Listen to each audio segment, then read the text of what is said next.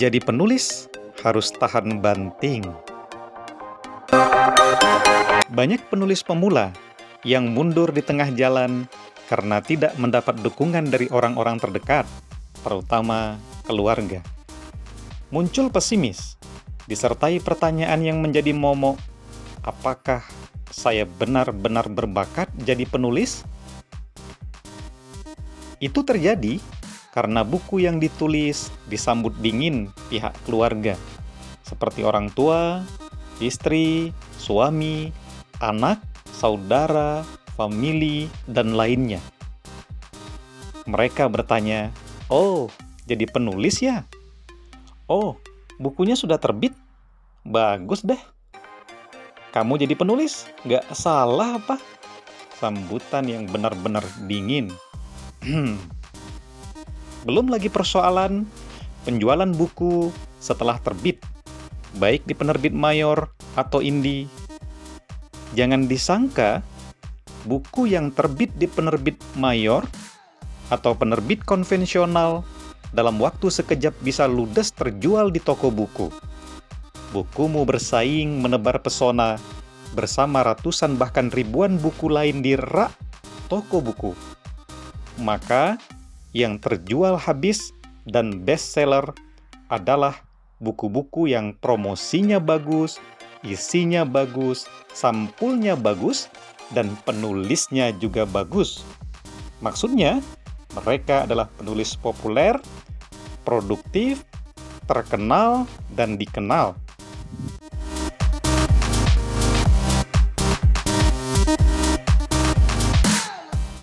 Penulis sekaliber Andrea Hirata, Terelie, Habibur Rahman El-Shirazi, sekedar menyebut beberapa nama. Apapun buku yang mereka tulis, amat dicari dan ditunggu pembaca. Itu terjadi karena popularitas yang sudah mereka dapat. Nah, sedangkan kamu baru menerbitkan buku, semangatmu sudah dipatahkan oleh orang-orang terdekat, khususnya keluarga. Ditambah lagi mentalmu mental kacangan, cengeng, peibah hati, dan suka menahan-nahan perasaan sampai jerawatan. Kamu semakin terpuruk di lembah kesedihan dan memilih mundur teratur dari dunia kepenulisan. Oh, kasihan. Kenapa harus begitu? Sebenarnya, hal itu tidak akan terjadi kalau kamu meluruskan niat, kembali kepada tekad dan semangat semula. Disertai pertanyaan, untuk apa sih aku menulis? Mencari uang, popularitas, biar dianggap sebagai penulis hebat, sastrawan, penyair, cerpenis, novelis, dan lainnya. Atau niatmu untuk berbagi ilmu dan pengalaman kepada orang-orang lain, plus menyebarkan manfaat seluas-luasnya. Kalau jawaban pertama yang kamu pilih, kamu salah jalan, tersesat. Kembalilah pulang, ambil wudhu, sholat, berdoa, dan tobat. Ingat, tidak ada jalan pintas mendapat kekayaan dalam waktu sekejap mata. Penulis-penulis yang kamu lihat sukses hari ini adalah mereka yang telah melalui jalan panjang dalam proses kreatif kepenulisannya. Berliku, penuh onak dan duri, menguras air mata, diimpit beban ekonomi, mental, dan perasaan, bahkan menerima ancaman penghilangan nyawa dari orang-orang yang berseberangan pemikiran dengan mereka. Tidak sedikit yang dipenjara, diculik, dibunuh, dan segala perbuatan keji lainnya yang mereka terima. Dan itu adalah konsekuensi memilih jalan perjuangan sebagai penulis. Kalau kamu tidak percaya, silakan membaca biografi penulis-penulis dunia yang meraih Nobel. Kamu akan dibuat takjub.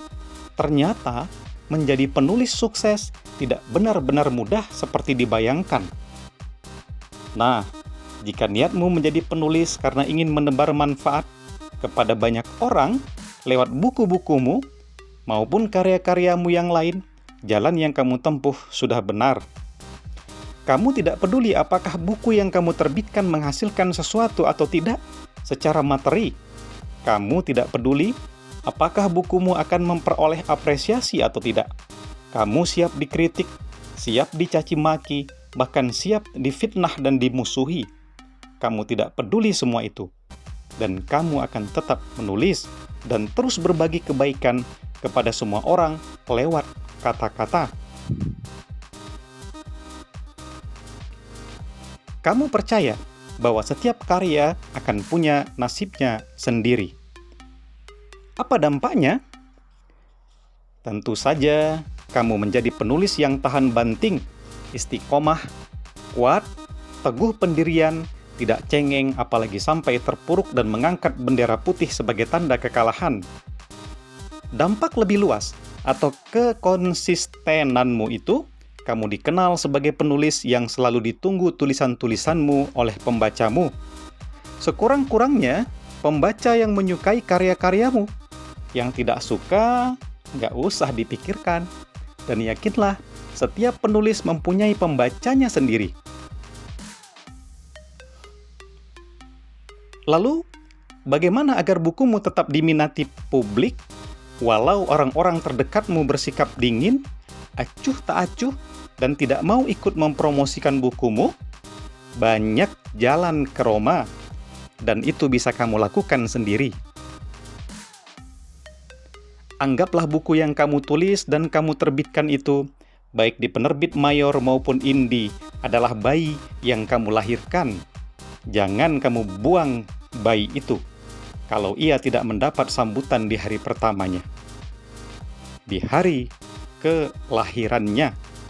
Sebagai orang tua yang baik dan penyayang, kamulah yang menyambutnya, merawat dan membesarkannya, dan mengantarkannya ke puncak sukses.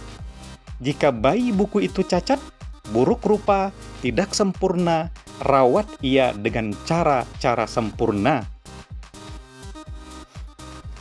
Lakukan editing berkali-kali. Baca ulang terus-menerus, perhatikan kesalahan ketik, tanda baca, tata bahasa, penggunaan ejaan bahasa Indonesia yang baik dan benar, apa amanatnya, dan hal-hal lain yang dapat menyempurnakannya. Walau sesungguhnya tidak ada karya yang benar-benar sempurna. Kemahasempurnaan hanya milik Tuhan, Allah Subhanahu wa Ta'ala. Setelah bukumu lahir, jangan sungkan mempromosikannya. Buat kartu nama yang berisi namamu, nomor telepon, alamat, email, plus memuat sampul bukumu misalnya. Bagikan kartu nama itu ke teman-temanmu, termasuk orang-orang yang baru kamu kenal. Sampaikan kepada mereka dengan senyum yang mengembang. Ini buku baru saya. Semoga berkenan membeli dan membacanya. Semakin banyak kartu nama yang kamu bagikan, semakin besar peluang namamu dan bukumu dikenal. Kalaupun mereka tidak membelinya, setidaknya mereka tahu kamu adalah seorang penulis, dan ketika mereka membutuhkan narasumber misalnya untuk mengisi pelatihan kepenulisan, namamu bisa masuk ke dalam bursa rekomendasi mereka. Itu pun jika kamu mau. Selanjutnya, gagaslah acara peluncuran atau launching buku. Jika bukumu terbit di penerbit mayor, ajak penerbitmu bekerja sama agar menyediakan stok buku minimal 50 sampai 100 eksemplar. Tentu, kamu harus pandai melobi dan meyakinkan penerbitmu bahwa buku itu akan terjual habis dan uangnya segera kamu setorkan. Untung-untung, pihak penerbit mau membantu cuma-cuma 50, 100 eksemplar buku itu, sehingga kamu tidak perlu merogoh uang untuk membelinya walau mendapat diskon. Kalaupun tidak, kamu bisa mencari sponsor untuk membeli buku itu, atau langkah paling akhir, kamu bisa mengeluarkan jurus memelas agar penerbitmu memberikan buku tersebut dengan perjanjian royaltimu dipotong. Yang pasti, kamu dapat melakukan bermacam cara agar buku barumu itu bisa diluncurkan lalu diliput media massa, dan untung-untung ada teman-temanmu sesama penulis yang mau mengulasnya di media, baik berupa esai maupun resensi buku. Di saat peluncuran buku, undanglah seorang pejabat yang berkenan membuka acara dan meluncurkan bukumu. Semakin tinggi jabatan pejabat itu, semakin besar dan berkibar acara peluncuran buku yang kamu buat. Berita di media massa akan besar nilainya kalau yang berbicara adalah seorang gubernur daripada seorang camat misalnya. Tentu dibutuhkan lagi keahlianmu melakukan lobi-lobi tingkat tinggi agar pejabat-pejabat yang memiliki posisi strategis di masyarakat itu mau menghadiri dan meluncurkan bukumu. Dan jangan lupa berfoto bersama mereka. Selain itu, kamu juga harus mengundang narasumber yang berkompeten di bidangnya, mampu mengulas, membedah isi bukumu secara berimbang. Kamu bisa mengundang seorang sastrawan atau penulis yang sudah cukup dikenal publik serta mampu menghipnotis peserta acaramu untuk betah lama-lama duduk di kursi mereka. Tentu, narasumbermu bukanlah orang yang pandai mengkritik saja, tetapi juga mau memberikan apresiasi positif atas karyamu. Jika isinya hanya kritik, alamat bukumu tidak akan laku terjual, tidak ada yang membeli sebab kelemahannya sudah dibeberkan lebih dulu daripada kelebihan dan manfaatnya. Untuk mempopulerkan buku barumu, kamu juga bisa menitipkan bukumu di toko-toko buku kecil yang rabatnya tidak terlalu besar, atau menitipnya di kios fotokopi di kampusmu yang paling ramai pengunjungnya. Buat juga banner-banner menarik tentang bukumu, lalu share di media sosial. Posting setiap hari, disertai kutipan-kutipan isi bukumu yang tentu saja tidak secara utuh kamu kutip. Sebab kalau utuh, ya orang tahu dong isi bukumu dan mereka tidak perlu membelinya lagi.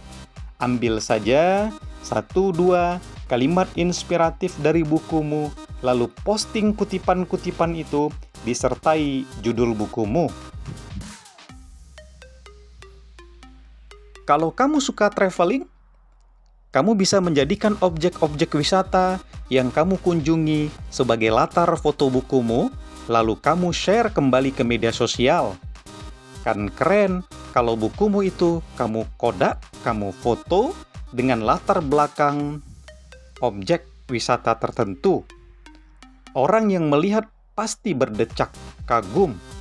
Soal foto-foto narsis bukumu, kamu juga bisa meminta teman-temanmu yang caam untuk menjadi artis atau aktor dan mereka mejeng memegang bukumu, lalu kamu foto kembali dari berbagai sudut. Endorse temanmu ikut membuat bukumu menjadi viral di media sosial. Sarana lain yang dapat kamu manfaatkan untuk menyebarkan informasi seluas-luasnya tentang buku barumu itu adalah blog. Buat blog khusus bukumu.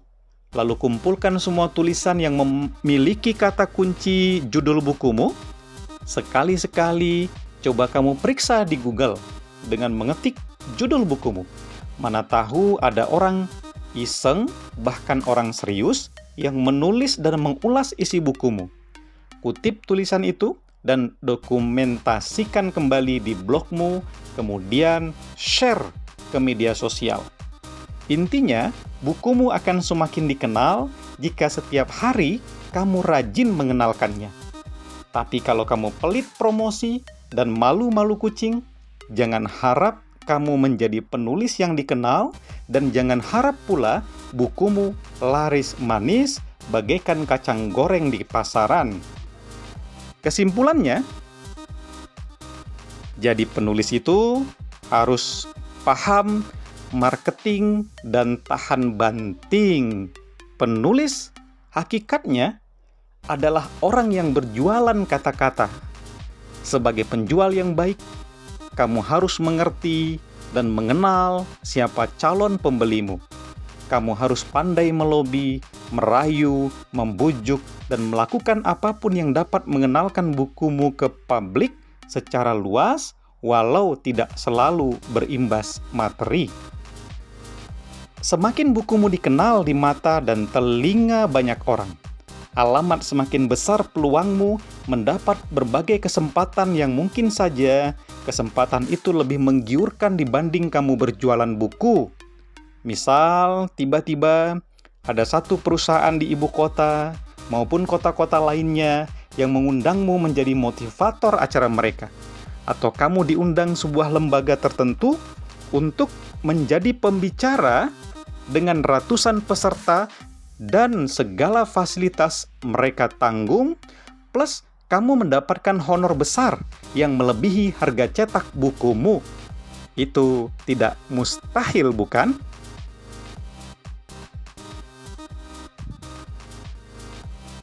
Menjadi penulis adalah pilihan. Kamu tinggal memilih untuk tetap bertahan atau tidak sama sekali.